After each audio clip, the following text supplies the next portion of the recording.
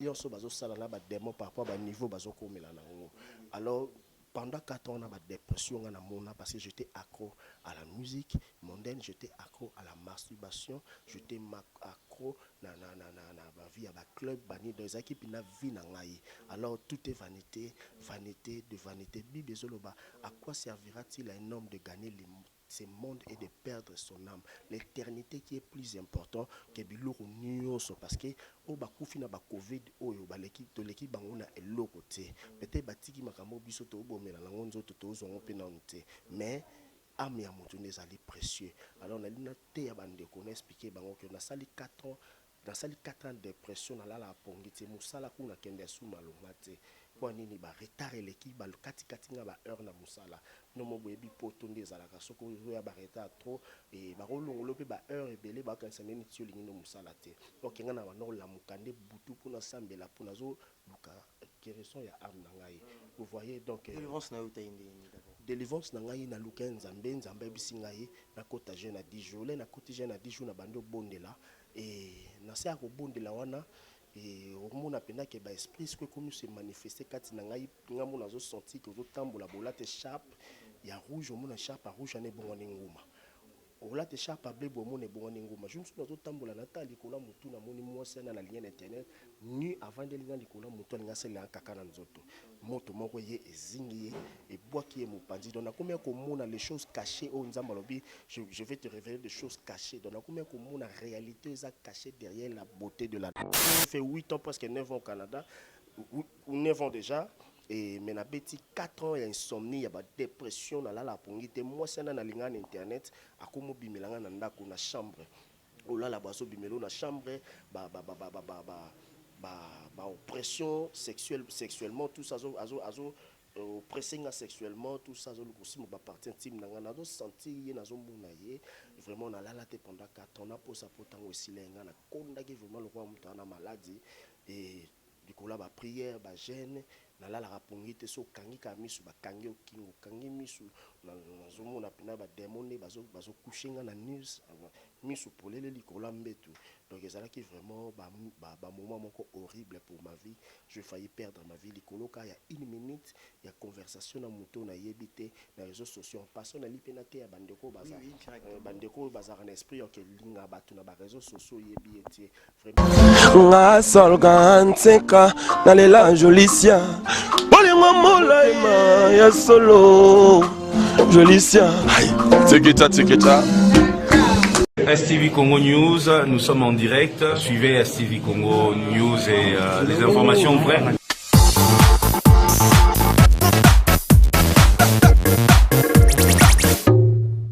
Nous sommes là sur notre plateau STV Congo News. Un grand merci parce que vous êtes si nombreux de suivre votre émission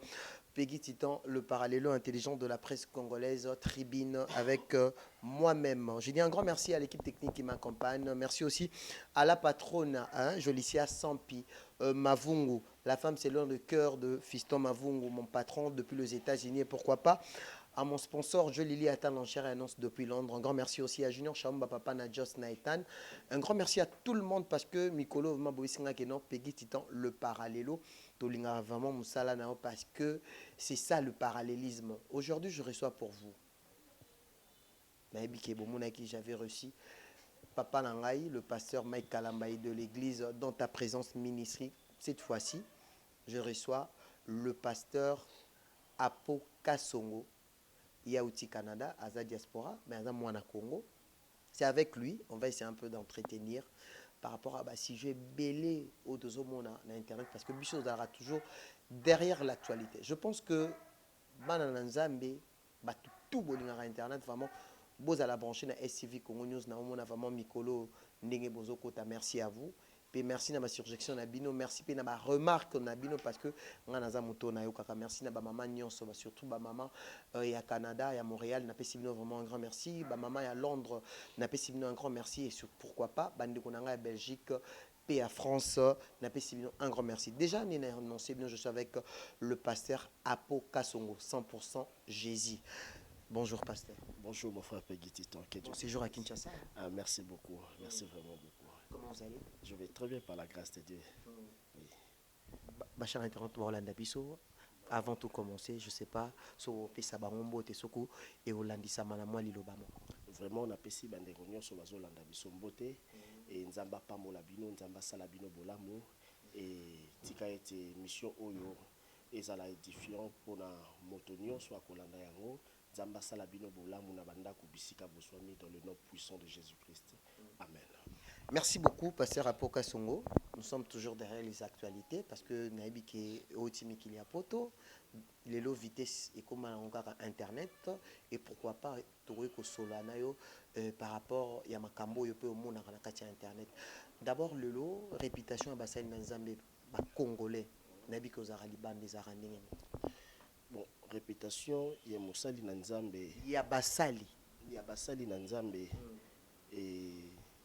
ils ont dépendre de la conduite ya motua parce que bible ezali koloba na verset moko vaut mieux réputation à malamu que ba richesse belé que ba or donc réputation à malamu vaut mieux que de l'or. Bon, vaut mieux à no na l'autre côté vaut mieux à la célébrité nous à la réputation malamu que aux à la célèbre nous à la réputation mabe donc ça peut affecter beaucoup de choses. Oui, donc réputation ba ça Nzambe na étranger donc vraiment nazala mingi koloba sur sujet wana te mais nayebi ke mutu na mutu ndenge atambusaka vi na ye ndenge nzambe akojuge po biso tokojuge même susu na ntango asuka mutu wana azwi mpe ngolu akoti lola parce que bajujaki mpe moyibi kulusu wana mais na dernière minute azwaki ngolu ya nzombo le soir akoti lola donc après céda na bajuste donc on eza mosala nzambe moko ayebika ndenge ojuge babona baméchant quoi. Mais tu es au courant qu'aujourd'hui, bah, croyants surtout, bah, ça dessus na pasteur congolais par rapport à acte, par rapport à conduite na bango, je pense que tu es au courant de ça. Oui, naza au courant na yango et ba chrétien mingi oui baza dessus et par rapport à ba conduite ba sali nzambe et moni motu tango wakomi na gloire, tango motu akomi na succès na élévation, ceux qui azo demeurer les sous na makolo nzambe te ako risque à ça la makambo selon ba désir na ye ba pensée na ye or que bible zolo ba pensée na biso za nzambe te c'est par là que batu mingi ba koma ko se perdre et yango zo mona zo chama ba ba désharmonie au na corps du Christ mais je sais que et Dieu est fidèle à zo pesa biso pema pour te comprendre que bonté na ye za toujours likolo na biso c'est à nous de revenir vers lui malgré ba mabe pour pardonner biso quoi donc c'est ça quoi. Parlons de la prophétie pasteur Paul et pasteur Kasongo, Apo Kasongo, donc c'est toujours toi, pasteur Apo Kasongo. Parlons de la prophétie. Zala vraiment sincère. Toujours mon allélo. Pasteur Denis Lessioé, bien. Oui, bien, très bien. Parlons de la prophétie. Bah prophète bah comme belé. Bah monsieur Boya oh vision prophétique, oh écran prophétique. Le toujours mon allélo. Bah prophète toi na baza victime mambo belé. Ba foyer lelo eza kopanza na cause ya prophétie et cause la pasteur Apoka songa kama na pegi titan mais qui pas prophète moi ebisi ke nazo mona pegi titan mutazo kangayo to moni ba famille même na mabale kufi. Est-ce que prophétie ya malamu en tout cas fois lobana OK nazo mona boye bazo kangayo bazo sala boye soko kopesa biso d'abord définition le lot prophétie ou le lot comme na Kinshasa même aux oleka nanzela même na barré de bis même na kata ba bus vraiment bazo recruter est-ce que vraie prophétie est à la rendez-vous? Premièrement merci pour la question kitoko nazo sepelano parce que au ça la émission na yo bien et vraiment ba question na yo ezali ba question moi ezo moto vraiment à l'aise donc et que Dieu te bénisse encore une fois mon frère Titon. Alors nakokolo ba par rapport ya ba prophétie ba chrétien mingi balingi kosambela te balingi plus ba pambwama mais vie de prière mingi balingi vie de prière te alors mingi balingi kotanga bible te alors bazo passer plus baton na réseaux sociaux na ba Facebook na ba WhatsApp OK bazo bossa na ka bible ezolo bana biso que ce livre de la loi ne s'éloigne point de ta bouche makambo ya prophétie Ligne dans lobby par rapport à verset on a que ce livre de la loi ne s'éloigne point de ta bouche médite les jours et nuits afin de réussir dans tout ce que tu entreprendras. Bible bakisi lisusu la vie et la mort sont au pouvoir de la langue. La vie et la mort sont au pouvoir de la langue. Le vrai prophète de la vie de l'homme, c'est l'homme lui-même. Tu vois? Le vrai prophète de la vie de l'homme, c'est l'homme lui-même. Alors, la bouche de l'homme peut prophétiser sur lui-même. Je ne sais pas si tu as compris. Donc monoko na ngai moko et koki ko prophétiser sur ma propre vie pe makambo nazomona makambo nalina mona na moni yango pe parce que Bible ezoloba la vie est la mort au pouvoir de la langue. Donc nakoza pina na problème ko etungisa nga na déclarer ka na monoko na ngai ke nzambe na lina mona boye na déclarer ke anu ko sila te funa mona loboko na yo ka ona zoloba yango esalema po Bible ezoloba ono soto ko senga na nzela losambo na konzima ekosalemela biso batu balingi plus trop kokende pas ba prophète kokende pas ba pasteur eza mabete eza malamu mais un enfant de Dieu il faut à la conscience un pouvoir en Nzamba pesier pour Bible ezoloba je vous ai donné le pouvoir sur toute la puissance de l'ennemi et il ne pourra vomir alors pouvoir wana eza na ba branche belé donc tu as l'autorité sur les sorciers tu as l'autorité sur tout blocage de ta vie blocage devant ta vie aux en autorité dans la possession Nicolas Maramlio soit malamu. Donc c'est à toi d'être conscient de qui tu es au monde que non et Maramoussou Sozano a besoin de 5 jours à convention boité 20 jours à campagne boité au Bandolana la prophète qu'il était parce que tu es conscient de qui tu es. Donc il y a un conseiller kaka na côté ya bana nzambe mingi balinga via le sambo parce à l'esprit ya ko tanga la Bible et puis basa la conscient ya o bazali au monde que non ba manipulation mosusu contre la vie na bango na nzela ba sala nzambe et kozala un peu vraiment sous l'impact ngana ko loba yango parce que ngana expérimenté yango et depuis nazwa makamu susu en menga moko na comprendre que si je suis malade faut na mina mi bondi langa moko si j'ai un petit problème faut na déclarer na prendre l'autorité likolo na ngo na mona rappel effet positif alors na côté ya bande ko basa la conscient ya o bazali na identité nzamba pesa bango et au mona kata muto apesi yo prophétie okoyeba ce qui est ça le kuta tout est solo parce que yo moko d'abord dans le lieu secret na ona nzambe nzamba pesa quand déjà ba écran prophétique wana parce que Bible zoloba invoque-moi et je te répondrai donc invoquer ça des prières. Donc tu dois les enfants de Dieu doivent prier parce que kuna des ane ba écran prophétique écoute oyo batumsu kutu ba monate. Donc quand tu pries, tu invoques le Seigneur et le Seigneur va te révéler des choses cachées de ta vie même ya batumsu so yo yeba kité enfin que vie na yo spirituelle et comme la dimension à compréhension mosusu de l'okonga na rolo baka secret ya koyi ba prophétie ya malamu to ya mabeza d'abord yo moko tu dois avoir l'intimité avec Jésus. Si tu as l'intimité avec Dieu, tu sauras discerner ce qui muto azolo mama solo to lokuta c'est ça. Plus de monaka dans la vie de quelqu'un, témoignage ezanga raté, ou toi dans un témoignage né na vie. Pasteur Apoka Son, avant de partir au Canada, est-ce que justement, moi témoignage à Vinao Lelo comme un pasteur jeune Lelo, tout le monde a Lelo, bah au Pesabino le sous au baloba qui opportunité te mutomso à Rumonaka qui est jeune, à Rolata Kitoko, à Rosala bien, peut-être na makamuso à Bonzambe, à Rosala mur nangote. Je sais pas, c'est un peu de nous parler de vous par rapport et à moi Tom qui est témoignage à Vinao. Makambuya Nzam, merci vraiment pour ta question. Nzam besoin de prendre un HT parce que Dieu fait grâce à qui il veut. Donc à ça là tu belépé ngolu bazala qui peut banamikié ba Gédéon wana ba David alors Nzamba sala bango ngolu atala qui HT. Alors là on a kokoloba par rapport ya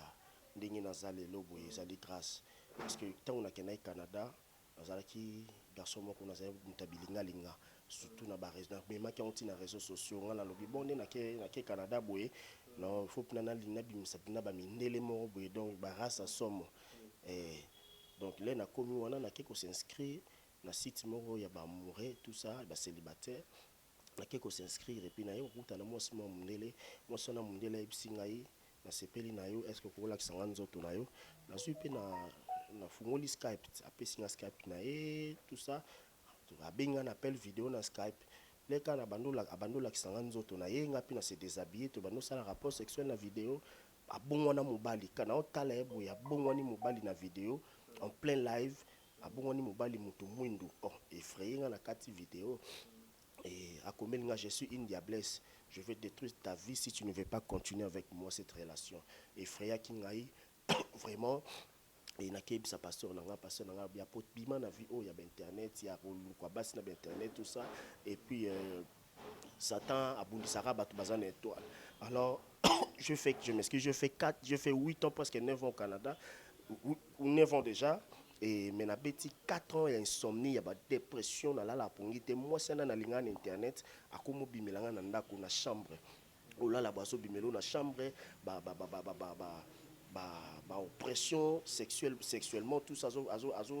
oppressing sexuellement tout ça aussi mon partie intime na ngana do sentir na zo mona ye vraiment na lala te pendant 4 ans na posa potango silenga na konda ki vraiment le roi mutana maladie et du coup là ba prière ba jeûne na lala rapongi te so kangi ka misu ba kangi okingo kangi misu na zo mona pina ba démoné bazo coucher na news misu polele likola mbetu donc ezala qui vraiment ba moment moko horrible pour ma vie je failli perdre ma vie likolo ka ya 1 minute ya conversation na moto na yebité na réseaux sociaux en passant na lipena te ya bandeko baza bandeko baza en esprit que linga batu na ba réseaux sociaux yebi etie vraiment derrière chaque photo et se cache une réalité qui est oyo comprendre parce que derrière beaucoup de photos tout le monde dans les réseaux sociaux il y a aussi des revenants des esprits où se réincarnent dans le monde des réseaux sociaux nous sommes mélangés si dans ce monde nous sommes mélangés dans les réseaux sociaux aussi nous sommes mélangés alors mon frère ma soeur yo na rolinga batu na ba réseaux sociaux yo tine la rabatu ba photo no mitakala yo nga ko sala ba rapport sexuel na batu na ba réseaux sociaux ye bango tango yo sala rapport sexuel na réseaux sociaux na vidéo na appel sperme na yotango ezobima eza na ba démo ba ya récupérer ba sperme on a pour aller bloquer ba étoile ya bateau sperme eza makila Satan ba démo ba se nourrissa ka na sang alors quand tu gaspilles tes spermes na nzela ba rapport sexuel wana oyebi to ke kuta na démo mususu na femme moko za sirène na mobali moko za na Eve mutaba occultisme et tu risques de détruire ta vie à cause ya sentiment ya 1 minute nzambe alobi na parole na ye notre corps c'est le temple du Saint-Esprit donc ba dépression wana ya pendant 4 ans ya moi si on a sirène alingaki na internet yango nde sala ke na dégoûté mokili vraiment ça m'arrive au vandi boy na chambre oyoka musique ya mokili ezobeta ba musique ya ba star ya Congo awa ba vedette ya Congo kwa musique na bango zobeta on a deuxième one wana musique na bango zobeta na matoi na nga mengana na mbeto nazo yoka musique me bafle zate musique ya ouais musique ya bastar na biso awa spirituel la musique est spirituelle parce que Bible loba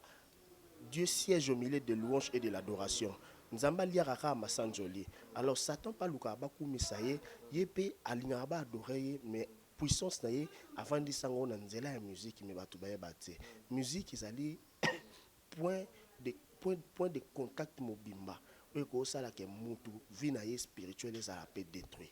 ozo mo vie na spirituelle ça détruit tant ozo ka musique ya mokili na matoi na yo ozo suyer âme na yo parce que la perversion ça ne vient pas de Dieu toutes ces paroles là c'est pour suyer l'âme alors tant yozo yema banze monete chéri bimelanga na ndoto loko la femme de nuit donc femme de nuit c'est une sirène c'est un esprit qui n'a pas de pitié yene mutazali azali cause ya ba perversion ebele na sena mokili omona moto mso alali azolota coucher na moto mais en réalité là ozo coucher na moto na esprit et ben tout commence d'abord dans l'esprit tu peux coucher avec quelqu'un dans tes pensées alors tout commence d'abord dans la pensée dans l'esprit derrière ça se manifester dans la physique tant ozo imanzembo ya bongo oza ko inviter moto wana pasteur banzembo bandai koyoka ezaki abande kuna biso ba Congo ba congolais na bando ka plus ba congolais artiste musicien congolais na ndoka banzaki akro misupi bazaki ba ami na ngai mais na komesko ko ka ba musique na bango zo betelanga na matoi sans baffle et puis je me suis na vana na mbetu na mona musicien moko boy na Kongo abimelanga na chambre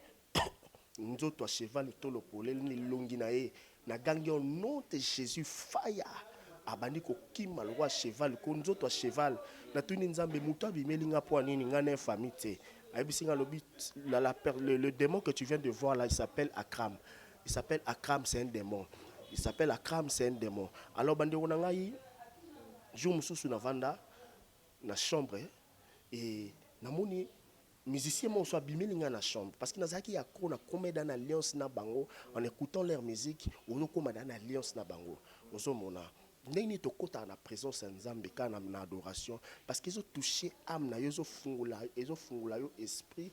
ba porte esprit na yo peut permettre na Saint-Esprit à kota avanda asala musala alors tant mutu paso yo ka barumba wana bandombolo banini azo fungula pe porte vie spirituelle na ye et ça la ke ba démon pe ba kota ba nimevina moni musicien na bimelinga na comprendre te na bando tout ne ba question na esprit na nga na tuni yo bit na ezani na mukili na mukili ton objectif c'est quoi na marambo sala ka objectif na ngezali na kushaka na ba fille na butu na ba songe na bango na kushaka bato bayoka musique na nga baza bakoma ba copain na ngai na butu so za mwasi okoma copine na nga na butu na yaka coucher na baona ba pongi na bango yango nde sala ka force na ngai na gloire na nga na mukili ezaka musicien oyo na demona na monaki o ntamba lobel na nga za comme ne akram alors ba musicien ba changera ba combo par rapport il y a l'engité à rechanger mais par rapport il y a des niveaux spirituels bazo comme on a ba démon bazo créer na bango alliance bazo mona soit créer alliance na des moments comme on par exemple que libanga donc en plus ça surnom na liko na ye bazo fonctionner ne so ba kati contrat à changer comme ça tout le monde a ba surnom sous ba artiste musicien congolais na surtout autant à comboté vraiment ils a rappelé le mot spirituel les spirituels bazo mingi ba changer ba combo par rapport il y a ba alliance bazo sala na ba démon par rapport ba niveau bazo komela na alors pendant 4 ans, on a des dépressions parce que j'étais accro à la musique mondaine, j'étais accro à la masturbation, j'étais accro à la vie à la club, dans les équipes, dans la vie. Alors tout est vanité, vanité de vanité. À quoi servira-t-il à un homme de gagner ce monde et de perdre son âme? L'éternité qui est plus important que biloko nyonso parce que au bakufi na ba covid oyo ba l'équipe de l'équipe bangona eloko te peut-être batiki makambo biso to bomela na ngonzo to zongo pe na nte mais âme ya mutu nezali précieux alors na lina te ya bande ko expliquer bango que na sali 4 ans dans sali 4 ans de dépression na la pongi te musala kuna kende su malonga te kwa nini ba retard l'équipe ba kati nga ba heure na musala no mo boyebi poto ndezalaka soko ya ba retard trop et ba rolongolo pe ba heure ebele ba kanisa neni tio lingi no musala te donc nga na ba no la mukande butu pona sambela pona zo luka kereson ya âme na ngai vous voyez donc délivrance na uta indi d'abord délivrance na ngai na luka nzambe bisinga ye na kota je na 10 jours na kota je na 10 jours na bando bondela et na sa ko bondela wana et au monde pena que ba esprit ce que comme se manifester kati na ngai ngamu nazo sentir que zo tambola bolate chape ya rouge au monde chape rouge ane bongo nguma olate chape bleu bomo ne bongo nguma je ne suis pas zo tambola na tali kola mutu na moni mwasi na lien internet ni avant de lina likola mutu nga sele en kaka na nzoto moto moko ye ezingi et bois qui est mopandi donc na combien ko mona les choses cachées au nzamba lobi je vais te révéler des choses cachées donc na combien ko mona réalité est cachée derrière la beauté de la nature bien aimé dans le Seigneur la vraie vie ce n'est pas ce que nous voyons la vraie vie c'est dans la spiritualité alors quand tu ne vis pas dans la spiritualité tu vas forcer des choses et tu vas raconter des choses horribles dans ce monde qui pourra peut-être nuire ta vie mais Dieu est fidèle. Quand tu le fais confiance, quand tu cherches l'Éternel, il va te délivrer. Dans le Kenza, mais dans le Sambo, dans le monde que c'est trop, à chaque fois, vendre bozo senti moi si on a zoa aussi sengai par partie nangai yanzoto, sexe nangazo si ça on peut déconcentrer. Ça arrive souvent sur mon en entend la Bible, on a tant na senti net mtazo les chinga na se awa pour me déconcentrer. Mais vraiment na nyo comme mingi, na bona luka pasteur. Na luki pasteur nanga na solina e pasteur Fiston Kalamba au Canada, je le salue en passant et ça na c'est parce que nga za ba problème et tout ça nga tala boy parce que nga bi OK ya na bureau to sambela na ye na bureau ba nobele la leçon de l'agneau ba nobela makila na Yesu likolo na ngai allez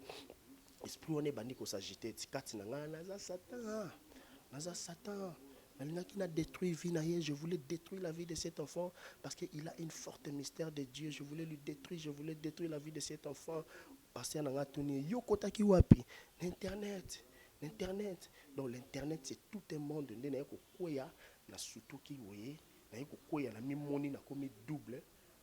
esprit na ngetelemi likolo corps physique na nga otala nzoto na nga boye lokola papier na okiango vraiment qu'elle est donc tant mutu akufa kanzamba révéler un mystère moko wana arobano mona nzoto na ye tim ko ba ko tshena libulunde a okende sko na ba ko soye sikoyo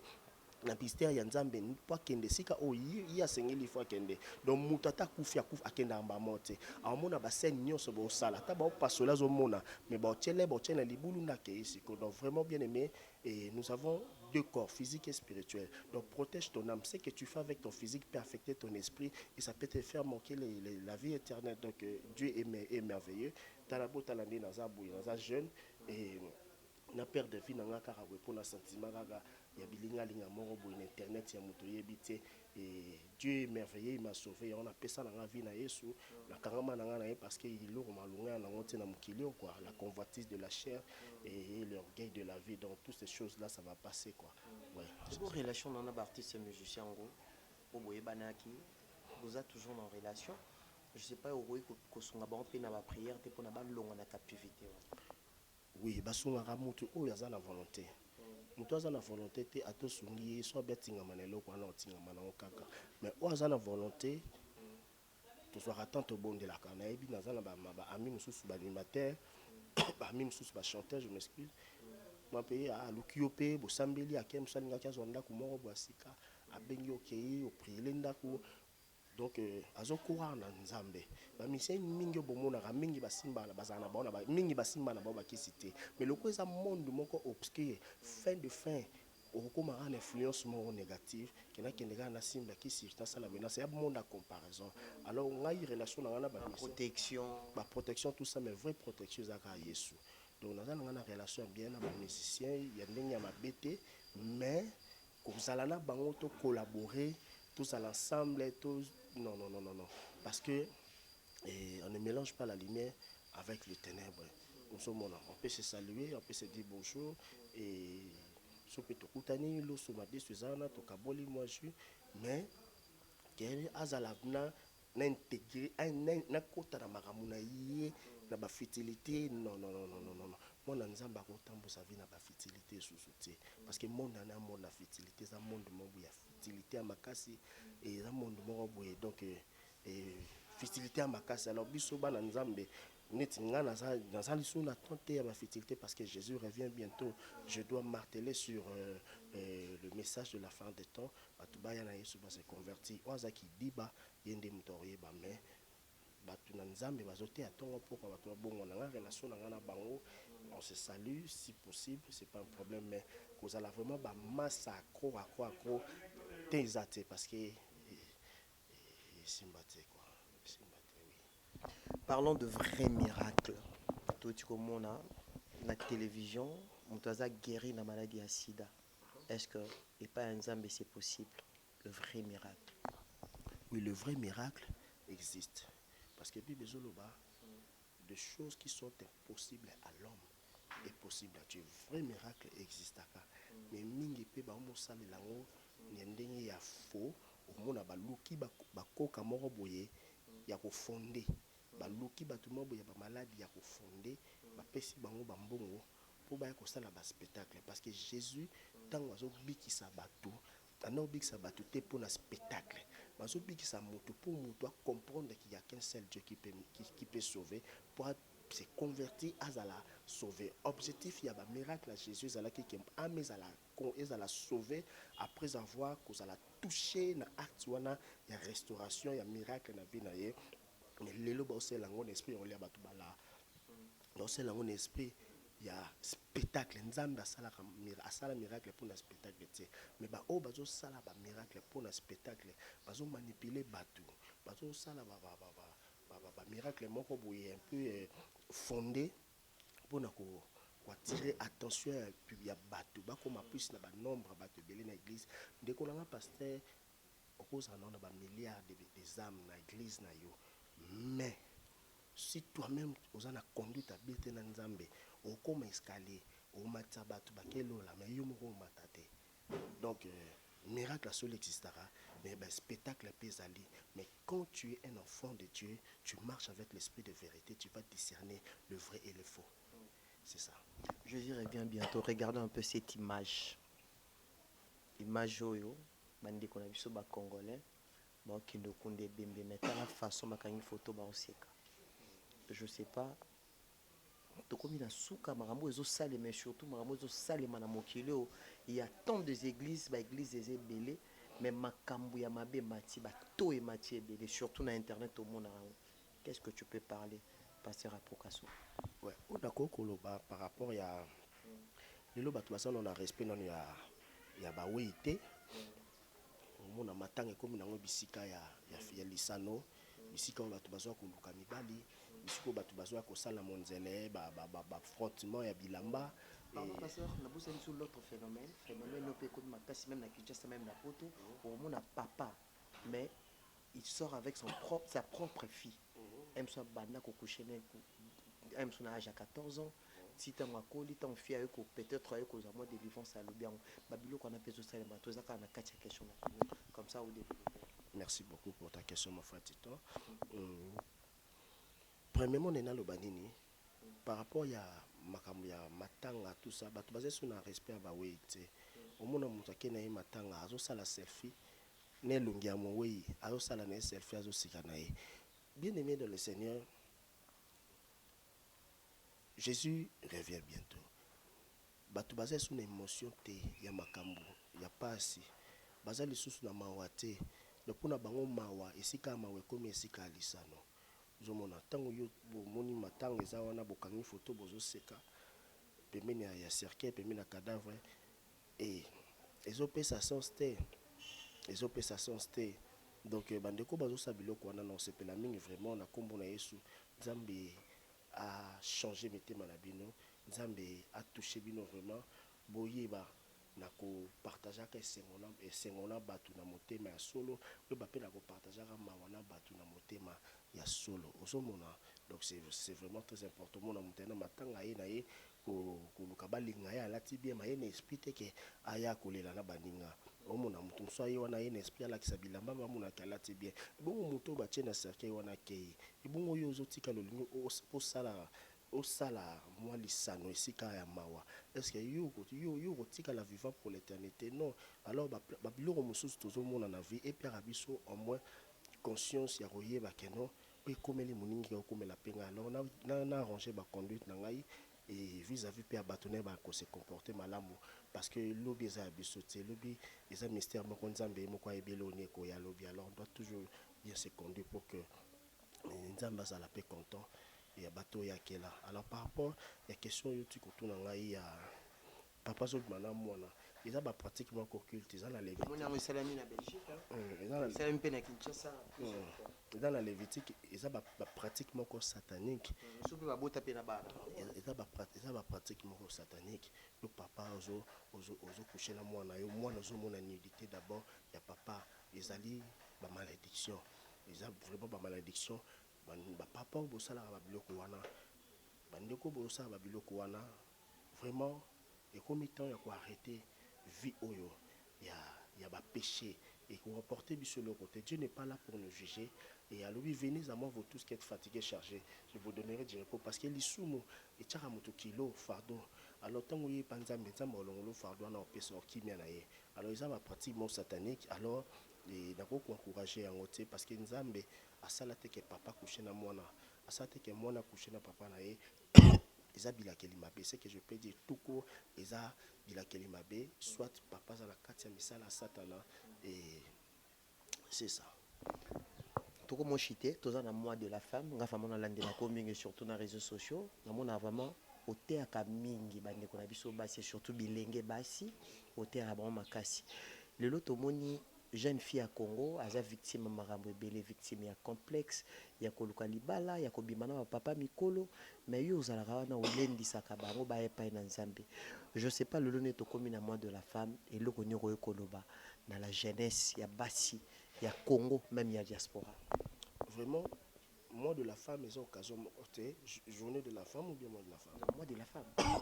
mois de la femme ana lobi ke par rapport que na moni olendisaka mingi opesaka matea o ba lité akanda donc ozo pesa lité ozo loba na ba jeune fille na makambo ozo lekana o elekana surtout ana Kinshasa et tant que oza motani na Nzambe toma bato musu bazo monaka ozo bato musu babulaka ngombokela bato musu mais normalement ozo linga moto azonga vraiment dans le chemin ou le chemin de la vérité ba jeune fille na biso bilenge na biso ya Kinshasa etamboli vraiment et là on a la rôle au besoin unique mois de la femme et ça journée moko spéciale pour na honneur ya maman honorer maman ba maman ba bota biso bazo mériter vraiment honneur wana mais et ça journée moko te ya ko célébrer ngo na kati ya ba délire que maman na moko boza na 22 ans abi ke journée na Gaza na iPhone 11 ngaza na iPhone 11 ale wana latini liputa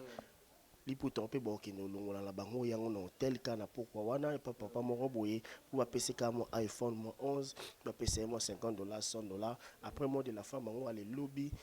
mot de la femme bango boteli au sida mot de la femme bango pour mingi pe bazo ba sida na mot de la femme parce que batu ba comprendre ba congolais biso to comprendre makambo moko na ndenge moko boye ozomona donc mona mot de la femme bango boteli au sida boteli au zemi sans tata dans la vie. Il faut ça toujours capri. Donc moi de la femme ça ne veut pas dire qu'ils ont moi mort il faut moi ça la délit ce qui non qui honneur il y a moi si d'abord moi si faut à se respecter et on est ça là qui est vraie femme parce que il y a des femmes il y a des femmes et de mères donc pour ngai moi si attends moi na mon qui est jeune mais faut à l'esprit il y a ma mère une mère azara na caractère moko boye comportement moko motema moko boye oyo femme azala ngote parce que ba femme baza bato yo baza basi oyo baza komona vika na sens kake mingi ba deli vie na no physique na no femme belir ngo mais mère akuma na étape moko oyo longo na makambo za physique ba deli il faut se concentrer pour réunir maintenant son foyer réunir ses enfants encadrer sa maison tout ça pour na avenir peut-être ya bana alors moi de la femme c'est bien bon mais et mais mabino na bakindumba te parce que ça concept na ngweza ya ngote ya kindumba te concept na ngweza te qu'il faut que na club obina ozaba maputa otombola ozonganda ko ozonganda ku ya kolangwa tout ça donc mes sœurs bino matu ozora concept ya moi de la femme l'esprit ya ba délire tout ça ya ba obimana oyo okinola na hotel osala boye soki mbala peso mbongo te ya liputa osiliki olingi lisusu te obomi libala obi obomi botiki bolingo ngo pour moi vina ndeko na ngai vina eza lié na liputa te vie à monter lié na liputa te ta mamu beleza plus important que moi de la femme d'abord ton avenir si tu peux gâcher ton avenir à cause ya moi moko boye o ememeli o ba délire na moto c'est que tu n'as pas encore compris l'essence de ton existence sur la terre quoi donc il faut vraiment revoir cela bandeko na ngabasi moi de la femme est synonyme à ba délire te moi de la femme est synonyme te okene robima na noko wana na papa wana pas coucher na pas pesa $100 moi de la femme est synonyme te qu'il faut ka basombelo ka liputa ola tano liputa ozana ka bisalika mabe mutoba le pasate ola tano pe liputa le comportement pola na ngobala donc liputa te mute esala donc ndenge na zoloba qui moi de la femme et concept nango ezate eza na ndenge basi bazozula ngo lelo te qu'il faut que ndia que là na hôtel il faut découcher donc voilà dans nos pays puta au célébrer moi de la femme mais si ton comportement ton caractère c'est ils ont relié une journée essence la journée wanate donc tu dois encore revoir beaucoup de choses sur ta vie parce que au comprendre dans le sens qui pour moi c'était moi si abongi na fois à la caractère il y a bien et femme fois à la au bazo respecté femme fois à la moi soyez bien nzambe moi sozali na sens ya kibomoto moi zo vivre le rôle à nyama pas zo vivre na kati ya ba délire il y a vie par rapport que le raisonnement de la femme là ça na ba délire là vraiment c'est que elle n'a pas encore compris et sans ce concept voilà il y a moi de la femme donc c'est ça quoi parce que dans mon moi de la femme basi bakangami mpiko bake placement ba meli ba lango ba moto mo la ba maputa ba molongo la babilamba ba soutien libanda vraiment ezali mo makambo ya soni bongo alors vraiment il faut basi ba changer enfin parce que mon kalanga yebaki ma balle ezaki chaque samedi lilo mais ba lilo et kita et dimina kute yo na pene société parce que basi bazo ba caractère eza mabe mingi bizali les ama be mingi bazo wele la ko fêter ba mois de la femme bizali na nous allana nous bien et ata mobali na yo abano célébrer na yo ba mois de ba journée de la femme on a tous les jours na kata ndako donc c'est ça passer rapport aux aïna poto image et ça qui passe bino surtout ba diaspora ça qui bino passe tout ça kana bizaleli et à venir il y a ba jeune fille il y a biso et à Congo komona ibandeko bakufaki 20 bakindara balongo ya Kinshasa pona ko bimana ba papa pona iPhone le honte bomimboka lelo pe deuxième eloko esalama ki lisuka même année ba fille muta uti poto ana mbongo na ye akufi bato bakufi babimisi bacercueil mais moto wana ye moko magicien abimisa un sauf d'abord tobanana na baleki na biso bandeko na biso basi basœur na biso bakufai na Brazzaville ntango omonaki eloko wana etanke mosali na Nzambe nini omilobelaki kati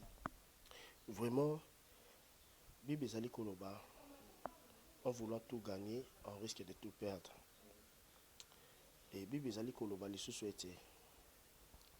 contente-toi de ce que tu as. Donc zala na sengo, sepela na oza nango parce que nzambe akotika otia kwa bandone ote. Bandeko na biso lelo vie pressée. Bandeko na biso basi lelo baza na vie pressée moko boye vraiment. Wana eza lisusu te pona koluka viki ndumba ezali moyen ya koluka vite. Mais ezali démon mobimba, esprit mobimba mabe na kati ya moto. Alors moto wana so azui délivrance akoma ni na dégoût ya vie wana parce que ozona yo mbongo ozona yo mituka ngo pe lobi okufi. Yo mona convoitise hein eza kitoko te convoitise yango ezali point d'accès ya makambo belé ya mabe na vie ya mutu bana lelo balingi vie pressée aoye bana pe mutu azane magicien mutu azo occultiste mais andinya bimane ka pona mbongo ozomona nga na yebi film moko boye abane ko telemisa taxi na arrêt azaine na mbongo mais alinya telemisa ka taxi kaka paluka ya ba taxi ya ba ketch azo Alexa a telemisa te aluka ka ya ba jeep po telemisa po ba aider mais papa mo pe a telemita chauffeur ye la sima papa nga zana moni yangu na tout ça abisi fi wana mata fi na mati ba ndo kende tout ça papa na bisi ni yangu na nga oyo mama na otokufa mun ka mutu aza na mbongo ti confort tout ça munya wa kitoko ba poil tout ça munya wa kitoko abisi toko melisa nyangu na nga melaka muke na pesa yo et mon temps non se souvenir si sous tête tout exemple la pesa ene $20 fia natali $20 l'air ayo ki $20 maman na mutu na e abando raisonner ba itaga ba lac moero ba louvre poso maka kola saki ndeka bazo fonctionner ka lelo be blora mutili vanité asi pesi pe nyawu wana libeli na e nyawu pameli. Après quelques temps, moi, c'est un libellé comme on vit, mon comme on vit, à bombi secret, à kokite bisi maman nae, ti ayo kufa, ok, mutuana zaki nae mutaboge, mutaba chance occulte, ozomona. Donc, bano o uti koloba ke ba ko bimana ba magicien tout ça ba mutomisala mabe tout ça et ba sel accident cercle na kati. Vraiment de ronanga titan. Vrai amour c'est Jésus. Vrai amour, c'est Jésus. Jésus qui peut tout donner na moto sans à réclamer le roman na katinaye. Parce que batu base belé bate cadeau ko font la paix porte moko boye. Ya liwa na kata via moto parce que cadeau is a point de contact peine esprit ya moto. Tant ozo pesa moto loko soki moto anaza na oza misala mabe pesi moto loko cadeau bien moi si bien mbali. Oko sacrifier pe âme parce que ozo kota contact na esprit na ye sans que mutuana ayeba ozomona ntumsa ko peso pe iPhone ma peso iPhone n'est pas kota contact na âme na yo a détruire parce que fungoli les voix mon boye cadeau ko fungula pe voix mon boye na vie mutu spirituellement alors cadeau no se za yo zoate et lo no se za yo zoate ba petit na biso o bana na biso ba de na biso ba sœur na biso ale lo vie pressée alinka kabelo alinka talon za la téléphone ça qui tout ça ake place mo boye via ipi alia frite na quiz de komaka mzamba sela yo na kuluzu atangisa makila na ye pona quiz te atangisa makila na ye pona frite te atangisa makila na ye pona ba or ba argent te atangisa makila na ye po yo za la sauver alors ndeko na ngai vumi yo za na otana mbali moko atapisa kwa mingi te mais azobanga nzambe bozo construire vie na bino malé ke na place ozana papi ozana Jean ozana Jacques je m'excuse ebite wana ete so komindeli nzanza sardine ya sardine ni to nini po sardine na ata linzanza makotsa ata 3 sardine 4 donc c'est que bino bokum na esprit ya linzanza sardine donc ndeko nanga mwasi ozoka ngai vraiment ekomi temps ya kobima na ba sentiment na yango ozomona ke muta misala mabe aroyoka yo mawata ko peso pe ndako peso mutuka mais âme na yo loko eza pressé koleka biloko wana ko boma yo pe ape na tina na yo te parce que spirituellement quand ton esprit n'est pas lié na mutu wana donc eza même famille te na mutu parce que biso ba chrétien tout ça lié spirituellement to comme da famille tout ça famille dans le sang mais famille dans l'esprit Parce que mon Kayen na belle bazaki famille dans le sang mais dans l'esprit bazaki famille te yango Kaya boma na belle ayokane pi mawati. Alors muto aza misala mabe spirituellement bo famille te. Ako boma po yoko mawati parce que spirituellement bo na bino famille te. Alors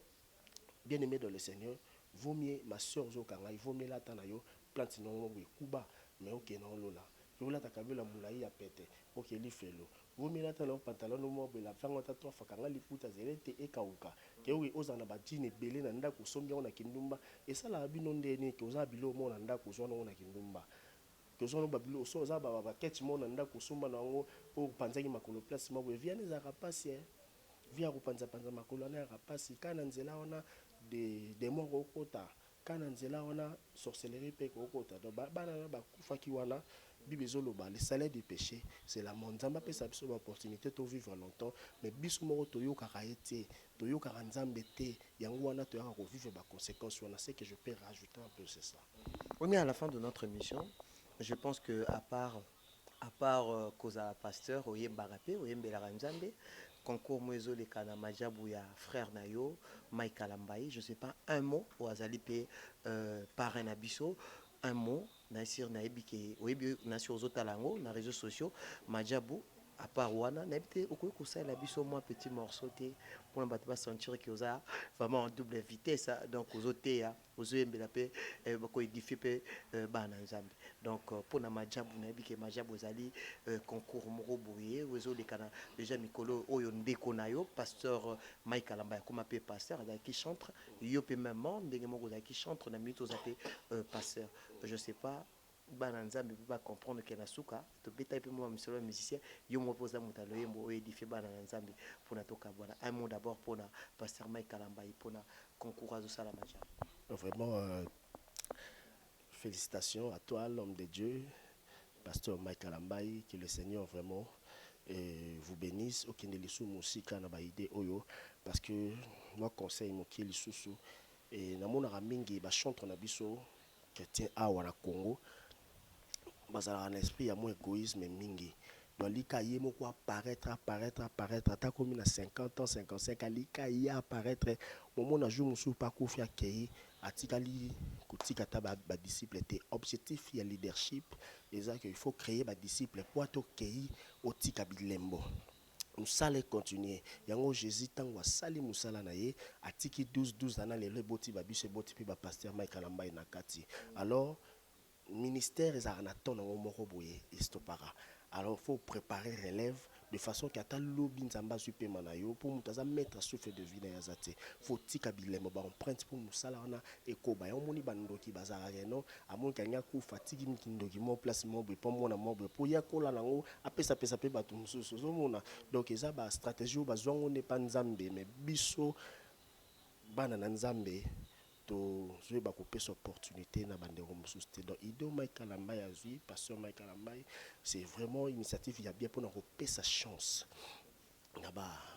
talentueux mususu pe ba yeba na ko exercer pe ba don nzamba chekat na bango et bénéfice aux alami pe pa na ye pour la gloire de Dieu et lobby pe rose à la nzamba rose voyez monde que imagine ye et roli moitié ndenge ba papa le molo te li moitié lelo ba Gaël bazali ba pasteur Atoms bazali ba te belé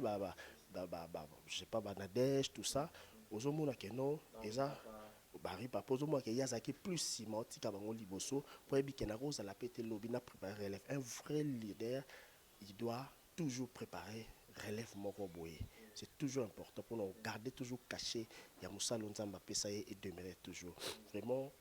initiative à Kitoko continuer et le Seigneur va toujours vous assister. Je sais que les fardeaux m'ont monné et c'est un finance par belé mais je sais que nous avons soit pessi vision peut s'appeler la provision que le Seigneur vous bénisse na sala moi voix isa malamu pour comme déjà na suka pour ni sala bien sur voix vous allez malamu donc na otikuto bisa penze momoko ouais je sais otikuto pour bisa penze momoko tango nyoso et ça déjà sur YouTube sur ma chaîne YouTube pour qu'à son 100% Jésus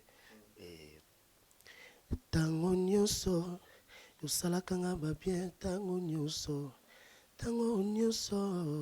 yobundelaka ngai tango nyonso pesanga makasi ya kosambelaka tango nyonso pesanga makasi yawe ya koyoka liloba na yo tango nyonso tango nyonso yobundelaka ngai tango nyonso. Jésus, tu es admirable, admirable, admirable, oh. Jésus, tu es 3 fois saint, 3 fois saint, 3 fois saint. Tango nyonso yobundelaka ngai tango nyonso. Mais tu sens pas seul, tu es accompagné avec ton frère Paul Kassongo. Il est resté là-bas. Oui, je chante souvent avec mon frère Paul Kasson, il est au Canada. Ça marche bien là-bas. Passant, oui, ça marche bien, tout va bien par le froid. Mais ça va. Toko Minasuka, pasteur, batmakoy komona ondenge nini parce que le lope ba live est comment pour na ko édifier peuple de Dieu par rapport yo ebikaka ndenge ezalaka soko ko pesa bango rendez-vous et surtout ndongoza na Kinshasa pe justement kopambola bango pe na suka kopesa numéro na contact na ba nyonso bana ba problème parce que balobaki bato nyonso bana ba fardo ba na pas à Jésus na sûr que vraiment on a ba témoignage choquant au lobby na sur bande ko nyonso ba Holanda na STV Congo News na sûr que ba rozala vraiment édifié donc bato ba mona ondenge nini ba live ça les maka oté aka ndenge nini ba mona ondenge nini na mikolo yo ebika mamba ba couvre fait pe ba église ngo aussi là mais rendez-vous mikolo e comme vraiment na carte internet na lingolo bango nyonso et puis opesa message. Vraiment,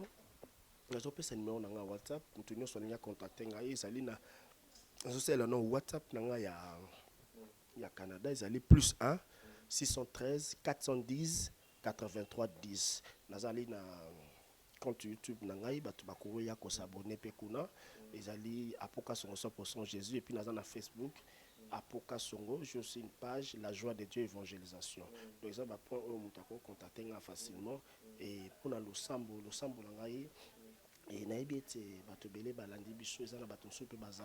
na ba problème ezotungisa bango eza pe na bato nso bazala ki pe édifier bazoluka babima na makambo moko par rapport ya ba sujet pe toucher bango awa. Alors le sambo nanga ke nzambe na lola asala bino bolamu nzambe o délivrer ngai asala nga bolamu na bima na kati makambo ngamo ko na kokai ko bima na ngote po bible lobi des choses qui sont impossibles à l'homme est possible à Dieu. Donc la nzambe a la possibilité à ko bon la mai vino a la capacité pe à ko changer vie à moto lo on a pas si ekotane sengo. Alors nzambe amoni sabino bolamu na ye nzambe afungule la bino lisusu lola en fait que bon bika lisusu bika mona ye lo sambo nga moto nyonso za maladie nesika oyo azala guéri totalement au nom de Jésus. On ne peut pas en avoir insomnie, à la rapongité, à l'autre à l'autre bien à la rabacochement, soit à l'autre à femme de nuit, moutazon matelo na nzoto kwa kango kingo tubu aluka a coucher na yo na sapongi. Nzambe a délivré bino au nom puissant de Jésus. Ba ope bazana ba poto bazana ba problème mekana, nzamba fou la ba porte ba ope bazana ba poto ba tika ba famille awa, basala ba déclaration mekane zo umela nzamba fou la mekana na comme na Yesu Massi avec Dieu tout est possible que le bonheur et la grâce de l'Éternel accompagnent mutu nyonso à l'année mission au nom puissant de Jésus-Christ de Nazareth. Amen. Vraiment Nazareth na ba dédicace mingi na pesi kaka na pesi d'abord yo merci. Na ndenge vraiment considérer ngai vraiment et obengi ngai vraiment to sololi et puis oye na mo vraiment bolongo ezali na sepela nomi parce que tu es humble. Parce que l'humilité précède la gloire. Demeure toujours humble, mon frère. Dieu va t'amener très loin. Attends le lorum na bapoto, bamituka, zalara humble pour utinde. Na vie wana ya humilité. Nzamba zio wana, tigalara wana. Donc parce que ming baza son ça va comme matsaya comme na lolendo tout ça mais avec toi je sais que Dieu va faire encore beaucoup de choses. Nzela ba initiative oyo. Donc dédicace ezaka na pesi saki tambumbote. Je salue mes enfants, Jorsi, Précieux et Diamant, et sans oublier, et je salue aussi Bijou Mbouli au Canada, à Montréal, et je salue Percy, et je salue aussi caméraman Nazakunado Samusa Kitoko, Marquis, Nzamba Pambola payé, na pesi peuple congolais Mbote, et Congo est déjà dans solo, il y a changement, et tout l'ingana kato za bomoko et tout va changer avec Jésus-Christ. Moi je profite, je dis merci à toute la famille Kassongo, Manuela Kassongo, Yalidi Kassongo, notre papa aussi, tout le monde. Donc on a pu mon Christian Madova Kassongo depuis Afrique d'ici, donc famille Kassongo au Canada, na famille Chamba, na sur Bivé Chamba non, Jean Chambarido, baron barana dans Montréal, donc na pu tout Tumbote. Je pense que c'était là le pasteur Apo Kassongo de la Canada. Donc, il est ici. Dans ces journées, à Kinshasa, on a tellement Bolandara émission Tribunal Peggy Titan Le Parallèlo. Je dis encore merci à l'équipe technique qui m'accompagne. Merci à Marcus. Merci à mon patron. Lui, c'est Fiston Mavungo depuis les États-Unis. L'homme selon le cœur. L'homme selon le cœur de sa femme. Elle, c'est qui? Elle, c'est Jolicia Sampi Mavungu. Donc, je dis un grand merci à Junior Chaumba, Papa Najos Naïtan. Un grand merci à Gis Mukumbi. Un grand merci à Bandego Nyonso. Donc, Issa Rey, Boza vraiment ébélé. Au Bozo Landanga, Bozo Benganga, Servé Mieko. Merci Nabino. Merci vraiment Dengenin Bo. Bozo Lingabo propulsé Moussala Ndeko Nabino depuis Paris. Donc, on se retrouve à la prochaine. Restez branchés sur STV Congo News avec Peggy Titan, Le Parallèlo. Bye, à la prochaine.